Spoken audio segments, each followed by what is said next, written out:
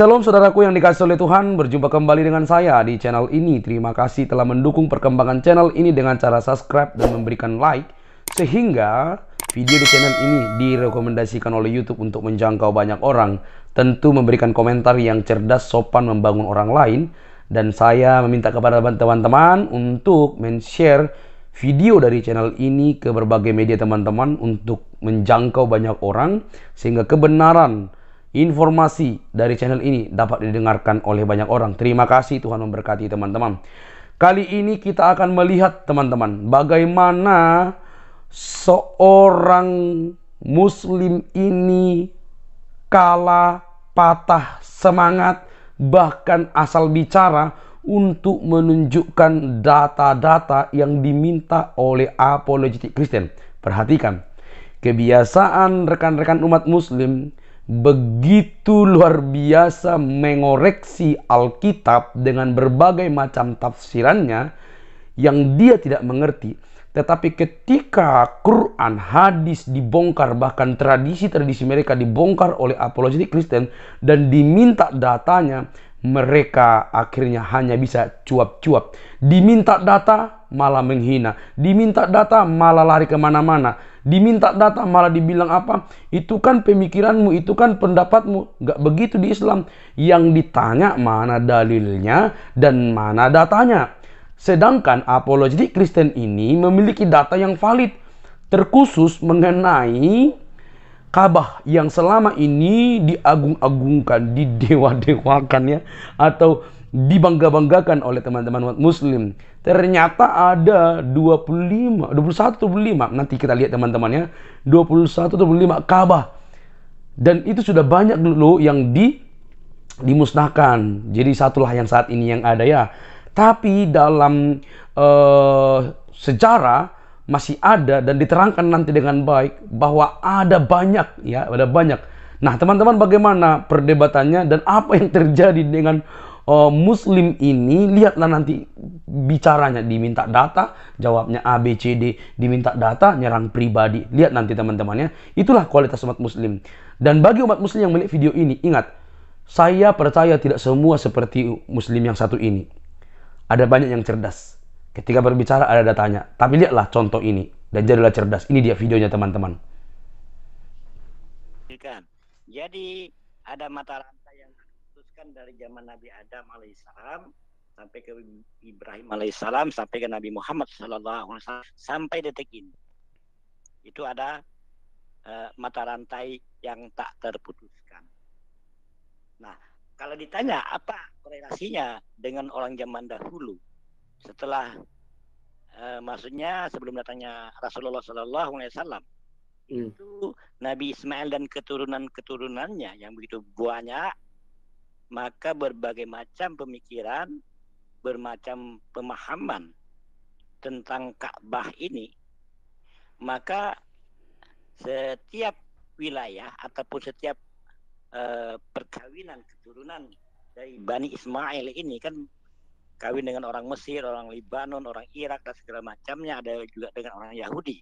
Maka setiap daerah itu, setiap istrinya atau suaminya yang notabene-nya berasal dari budaya yang berbeda, membawa kebudayaan itu ke dalam Ka'bah sesuai dengan keyakinannya masing-masing. Kenapa? Karena pada zaman Nabi Ismail alaihissalam itu kan masih kosong, belum ada penghuni. Jadi Mekah itu belum ada penghuni. Itu kan ibaratkan lembah yang tandus. Tidak ada penghuni. Hanya satu-satu mata kehidupannya adalah mata air yang bernama sumur Zam-Zam. Hanya itu saja, mata wayang. Tidak ada yang lain. Zaman itu. Pak Dani, kalau Mekah nggak ada penduduk, ngapain dibangun Ka'bah, Pak? Dengar dulu, jangan dipotong. Jadi karena tidak ada penghuni pada zaman itu, penghuni hanya Nabi Ismail beserta ibundanya yang bernama Siti Sarah. Karena ada sumber mata air. Sebentar. Ibunya Ismail siapa? Sebentar, Bapak salah kok. Sebentar, Bapak ngomong ibunya Ismail siapa? Sebentar, ibunya Ismail siapa, Pak? Hajar. Siti Hajar. Oke. Nah, udah paham. Jadi dengan Siti Hajar itulah ibunda Ismail berada di dalam Ka'bah sebagai tempat mereka berdiam diri. Lambat laun dengan dewasanya Nabi Ismail alaihissalam, karena ada sumber mata air, para kabilah-kabilah yang melewatinya tetap mengambil air di sana. Air apa? Sumber Zam-Zam. Itulah mata kehidupan, ya, sumber kehidupan manusia. Sehingga karena sumber air itu tidak pandai habis, maka banyak yang berdatangan sehingga lambat laun jadi menetap. Pak Dhani fokus ke batu, Pak Dhani. Pak Dhani. Ya, tawaf 7 kali itu kenapa? Alasannya apa itu loh, biar kami pinter. Sebentar. Semua yang Pak Dhani katakan itu di inskripsi mana itu terdapat? Nah, yo datanya karena keturunan Abraham enggak kenal saya, makanya tanya Pak Dhani kan cerita panjang melebar. Siti Hajar dan Ismail tinggal di dalam Ka'bah. Ka'bahnya ada di. Itu inskripsi mana yang ngomong kayak gitu itu, Pak?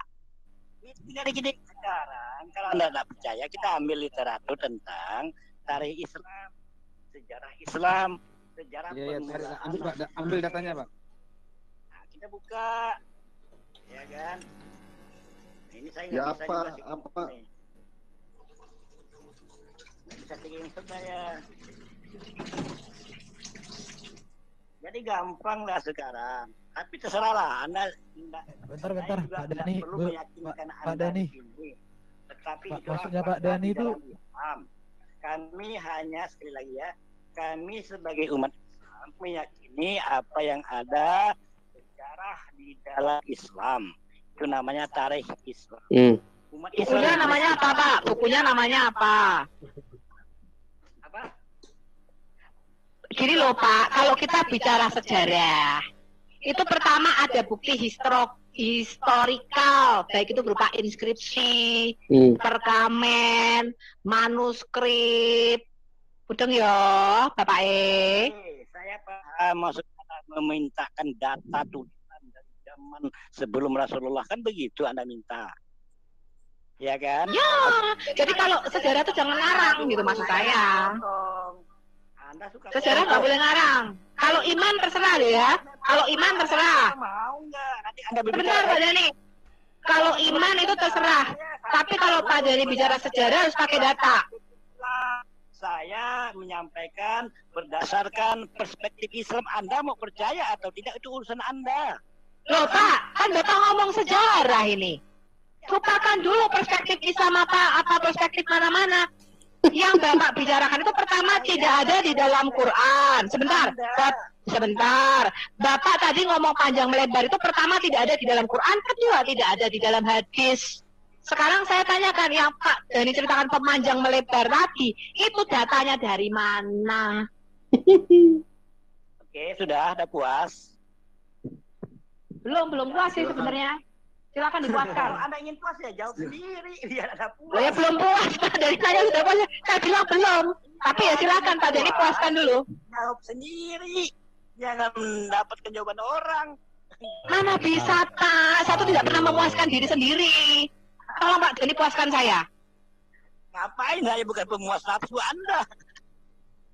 Pemuas nafsu. Kacau ini. Kan aku nanya. Tadi kamu ngomong loh, saya terima enggak terima itu nanti Pak Dhani. Begini. Terima enggak terima itu derita gue. Begini Pak Dhani, terima enggak terima itu derita gue. Yang saya mau tanyakan yang Pak Dhani tadi ceritakan tidak ada di dalam Quran, tidak ada di dalam hadis. Dasarnya dari mana? Ngeten loh Pak Dhani. Islam catatan sejarah orang-orang Islam yang berdasarkan mana itu bukunya mana? Kalau sejarahnya ngarang, nah sejarahnya dari mana? Inskripsinya mana? Manuskripnya mana? Gitu loh Pak Dhani kalau ngomong sejarah. Sekarang bukti nyatanya adalah aku lupa pakai logika yang jauh-jauh. Sumur Zam-Zam dari zaman dahulu, Ka'bah dari zaman dahulu. Emangnya Ka'bah itu baru? Loh Pak Dhani, Ka'bah itu kan dibangun oleh Ashab Abu Bakar. Pak Dhani, Ka'bah yang di Mekah sekarang itu dibangun asal. Pak Dhani, Ka'bah itu kan ada 26 Ka'bah di semenanjung Arab.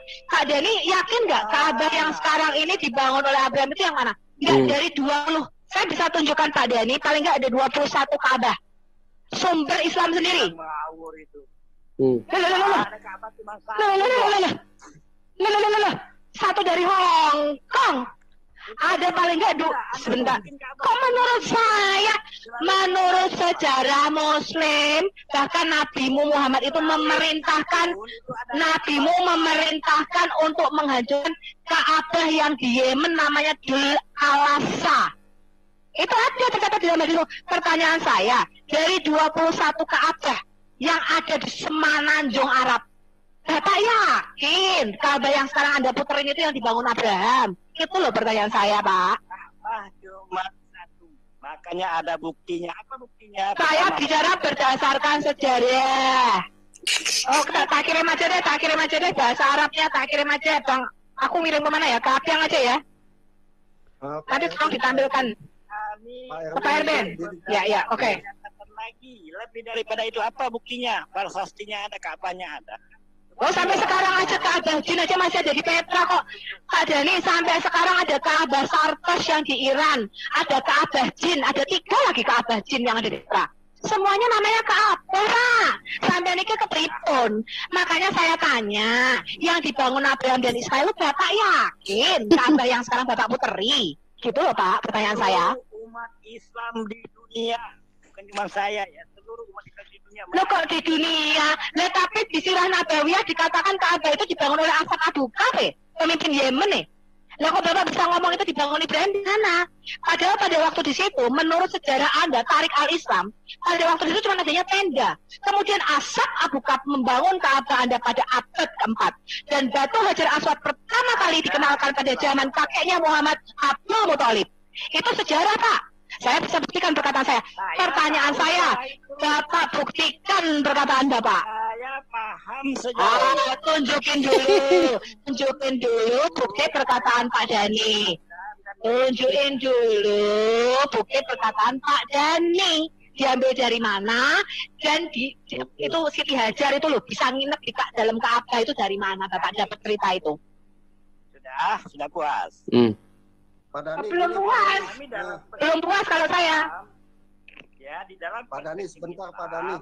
Saya bilang apabila ada pembangunan peremajaan, nah itulah ada tahap. Banyak yang melakukan perubahan ataupun pengembangan ataupun perbaikan. Hanya sifatnya perbaikan ataupun peremajaan. Itu urusannya apa Pak Dani? Berarti benar Pak, Asad Abu Bakar melakukan dalam tanda petik peremajaan Ka'bah keempat. Benar. Itu ada sejarah. Benar Pak omonganku. Omonganku bener loh Sofiatul loh. Pertanyaan saya, Bapak buktikan. Loh, ya membangun orang tadinya tenda terus dibangun bangunan. Tadinya cuma tenda loh Pak. Peremajaan itu dengar ya. Peremajaan itu artinya merehabnya. Itu direhab Ka'bah itu berulang kali, bukan cuma zaman itu.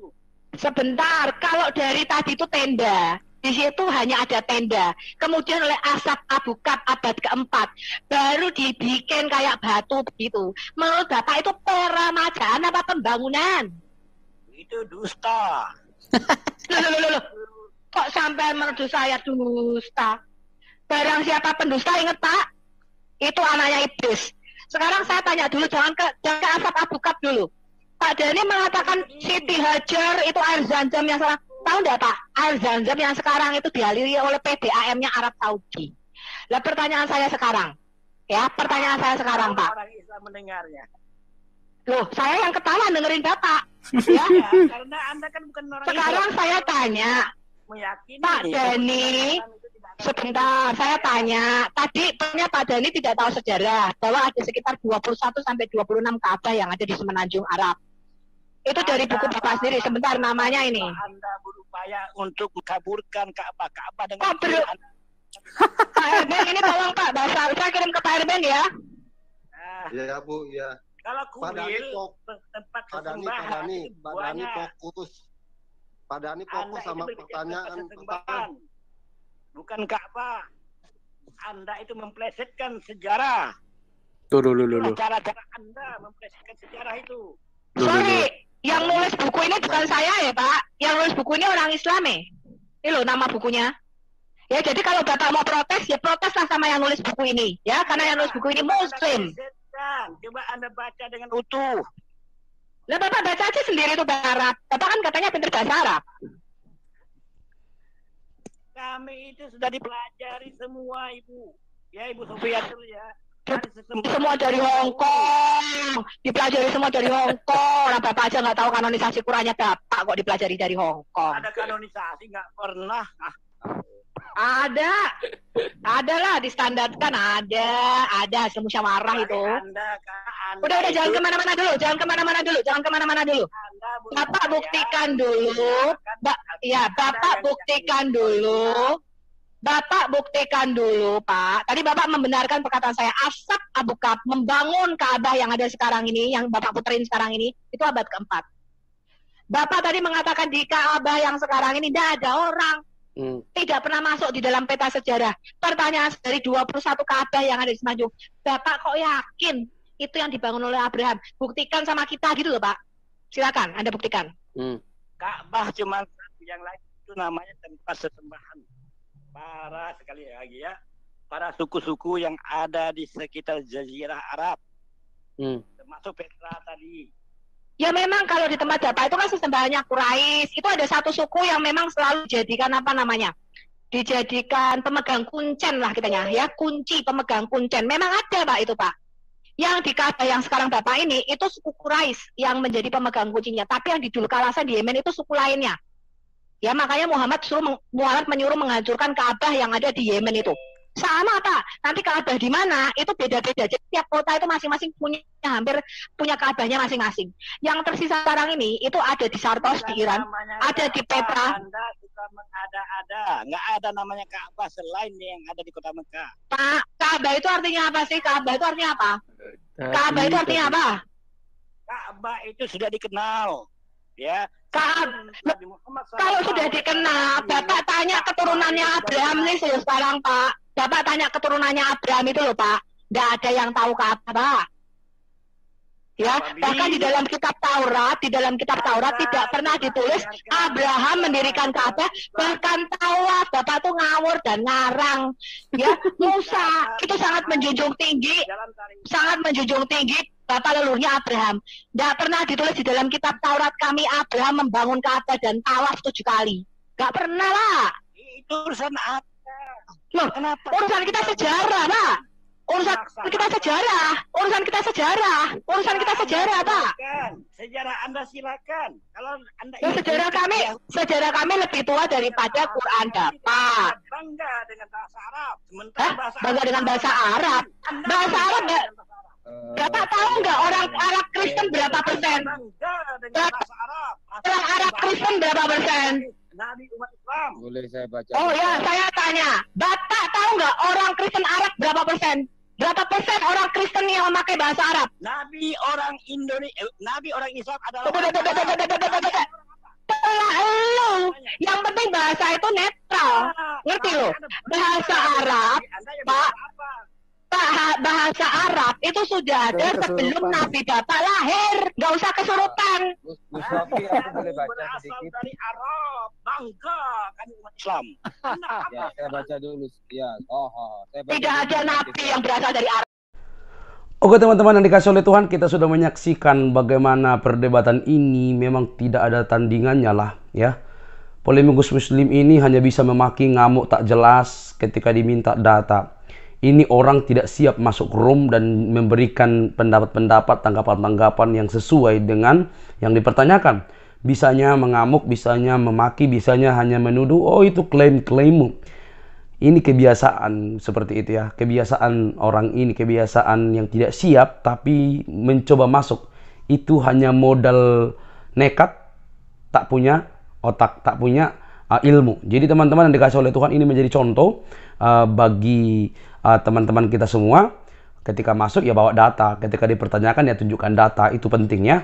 Jadi dia hanya meminta data, kamu ngamuk. Ya kebiasaanmu lah kayaknya seperti itu. Dan saya mencoba selama ini untuk mengikuti perdiskusian ini, dan atas nama polemikus Muslim ini ya sama saja. Dan saya pikir pun teman-teman yang melihat YouTube saya dan juga YouTube yang lain Apologetik Kristen memiliki pandangan yang sama, bahwa orang ini jugul, bahasa Bataknya itu bandel, bebal gitu ya. Jadi teman-teman yang dikasih oleh Tuhan, ini merupakan perdiskusian yang melawan orang yang hanya modal ngerocos, modal klaim, modal nunjuk. Itu kan pikiran bukan Islam seperti itu. Yang dimintakan cuma data. Nah, teman-teman yang dikasih oleh Tuhan ini menjadi pembelajaran bagi kita semua, ya, dan bagi umat Muslim, ya. Kalau kamu beriman, kalau kamu percaya sesuatu, cari tahu buktinya dulu gitu. Kekristenan itu syarat dengan bukti, tidak pernah lepas dari bukti-bukti. Misalnya Alkitab itu ditulis berdasarkan kronologi sejarah yang otentik pada zaman itu sampai sekarang dan selamanya. Makanya ketika ada banyak pun orang yang mempertanyakan, bukan Islam, nggak usah dulu Islam ya, ateis atau ajaran-ajaran sesat, gnostik dan lain sebagainya, yang mencoba mengaburkan Alkitab, memasukkan ajaran-ajaran, menyelewengkan, Alkitab itu tetap terjaga karena apa? Dia itu ditulis berdasarkan kronologi sejarah yang otentik yang terjadi gitu loh. Ada buktinya, ada manuskripnya, dan ada inskripsinya, semua jelas dengan baik. Nah, saya tidak tahu saya tidak tahu teman-teman Muslim ya, kalau beriman itu bagaimana? Apakah hanya mendengar cuap-cuap daripada ustadz, para mualaf, luar biasa seperti itu, saya nggak tahu. Dan sepertinya demikian sih, ya. Jadi ini menjadi pembelajaran bagi kita. Ketika kamu beriman, mempercayai sesuatu, perlu kamu uji, perlu kamu pertanyakan, tanya dalilnya, tanya sejarahnya di mana gitu loh ya. Jangan sampai kamu mengikuti yang sebenarnya tidak pernah terjadi. Itu bahaya teman-teman. Jangan sampai kamu mengikuti sesuatu yang tidak pernah terjadi, yang ada hanya diklaim semata. Lalu kamu ikuti sampai kamu tidak ada di dunia ini, kamu ikuti, itu kan celaka. Jadi teman-teman yang kasih oleh Tuhan, ini menjadi pembelajaran bagi kita semua antar umat beragama. Tentu kita saling menghargai, tapi ketika kamu beriman, beragama, meyakini sesuatu, cari dan uji itu dengan fakta-fakta sejarah. Ada banyak kan? Segala sesuatu itu pasti ada buktinya. Segala sesuatu itu pasti ada yang melihat. Dan kalau tidak ada yang melihat, maka perlu dipertanyakan. Misalnya zaman Yesus hidup, ada yang melihat. Ada saksi mata, ada murid-murid, ada orang-orang yang menulis. Bahkan orang yang tidak percaya pun melihat dan menulis. Misalnya sejarawan Yosefus gitu loh.